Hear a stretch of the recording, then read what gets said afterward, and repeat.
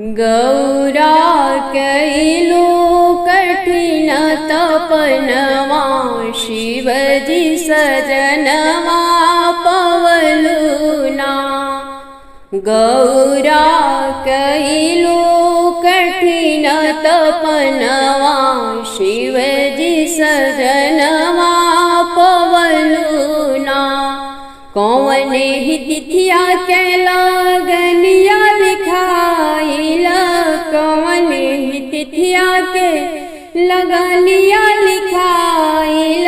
कौने ही तिथिया में भइल बियहवा, शिवजी सजनवा पवलुना।